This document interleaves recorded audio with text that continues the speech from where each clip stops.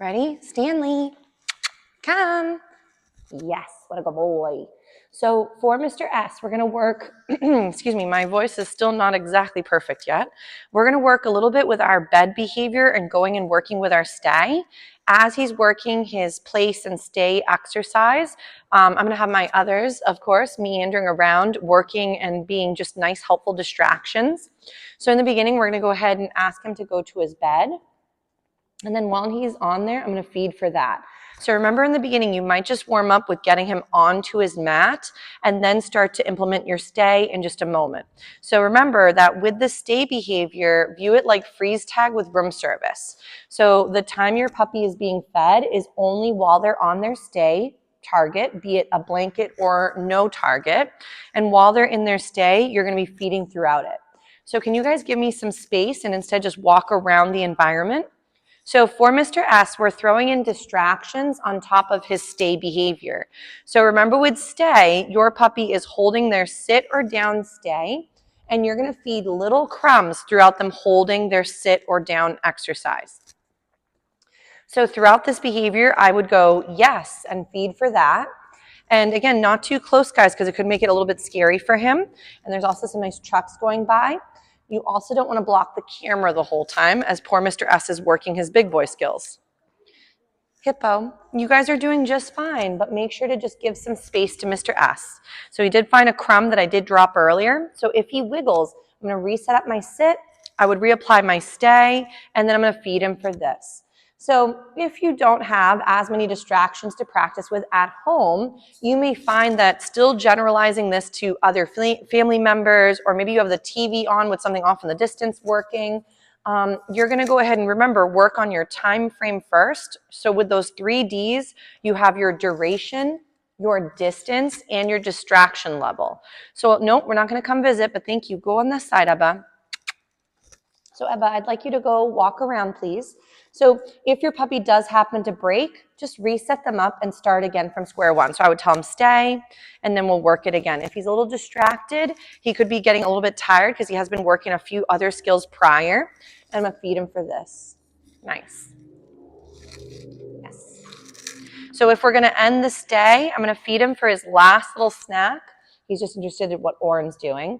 I'm going to say all done, and I'm going to add my little touch, and then we get up and we wiggle, but we don't feed for the release. So the only time he's getting snacks is while he's stationary. So Oren right now is also riding his scooter off in the other zone of the training arena, or the training center. Sorry, sometimes my horse lingo comes out because I had horses. So if, for example, your puppy ever does get distracted, you could do moments where you might say yes and feed for those little moments where he's watching the distraction, but also sometimes just go back into some simpler skills. So if, let's say, he's getting really flustered, I'd go into just some easy find its and work it that way. Ready? Stanley. So if he's a little bit unsure, okay, I suppose we could try it. So, but remember, if Stanley gets scared, we're not going to keep moving. So don't towards him, off in the distance. So if Stanley is a little intrigued by the extra movement, I'm going to go ahead and go right to Mr. S's attention here and gain it with a couple little find its. So you guys may find that if, let's say, something new is happening, you may have to lower the criteria. Ready, Stanley? Go right to his little sniffer, get his attention, and then do something easier. So for right now, easier could be a lovely find it behavior as there's other things happening in the background. So if your puppy were to find this spooky, I would then recommend to create distance and then have it be out of range so it's not so scary. But if, let's say, Mr. S is learning, yes, that sometimes watching littles on bicycles or tricycles or whatever is available with wheels, that sometimes, yes, watching the distraction and then being fed while seeing it, yes, also has value. So this is where lowering the criteria, I'm not going to ask Mr. S to keep working a down or sit stay on his bed. Yes, if he finds the distractions to be so great that he can't quite function or feel safe. Right now, he's a little bit unsure. So I don't want him to think that being stuck in a stay position means that here comes the wilds with their scooters or whatever it might be, and have him think that being now stuck in a stay equals there's no escape and maybe get overwhelmed even further. So nice job, Stanley. So ready? So he's just finding some of the crumbs that we dropped earlier on his mat. You may then find maybe as he gets more cozy, he can maybe go back to the original skill you were trying to work on and go from there. So we might go right back into a little sit. He's like, hold on, lady, there's so many weird things happening. So I'm going to reset him up right around here with that little sit. Yes. So now I might tell him to stay. And if he's comfortable, I'm going to feed him for these little moments where he's working a sit, stay on his mat. So obviously when it comes to distraction's sake, remember you have to gauge, is this just distracting or is it spooky? So if it's spooky, you want to make sure that you're never making your puppy feel trapped in something that's too overwhelming, because then as opposed to showing them they should be feeling safe, you might be showing them that the environment is too hard and that the things that they're dealing with are indeed actually scary and that they have no control in getting away from it and feeling safe again. So we don't want to make them ever feel trapped in a situation. Make sure your puppy always has the option to tell you how they're feeling as you're exposing them to different things. We want to stay away from flooding. So flooding is where you would set up your puppy and you bring them into an environment or into a setup and your puppy is saying they're having a hard time. And then we ignore all of their pleas for more distance or more feelings of safety by moving away or getting out of the situation. And we ignore that and we keep going until the puppies technically do everything they can to get out of it and then eventually shut down. So we don't want to ever create a flooding situation where your puppy then starts to create negative associations with the thing you're trying to make them feel more comfortable with.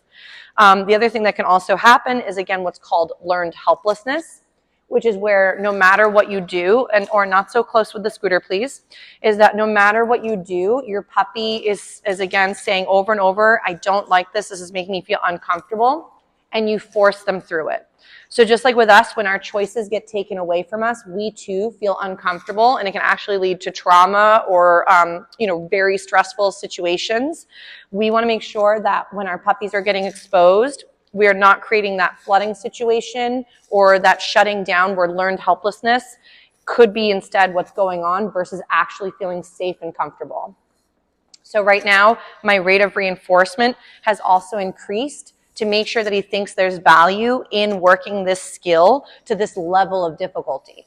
So remember, if your paycheck always stays the same, food-wise or the amount, you may find that at times they're almost like working at a brain surgeon's salary, but getting, let's say, a janitorial salary. So you want to make sure that your paycheck is equivalent of the work or what they find trying or difficult. Nice. He's like, guys, there's some crazies working out here today. Nice.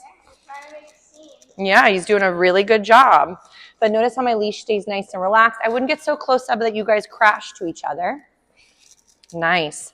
And then I'm going to feed Mr. S for working this. And then I'm going to say, all done. And then we pat Mr. Handsome Pants again, and we'll get him up and wiggling. So notice how he's able to hold that lovely sit stay for quite a while. That was, again, because the criteria, we were able to lower it and make it easier for him to be successful. So, but we'll give him a little break from this exercise. This was really, really pretty. Nice work, Mr. S. Yeah, he did awesome. So take one little break for a second so I can let him go be free. Thank you.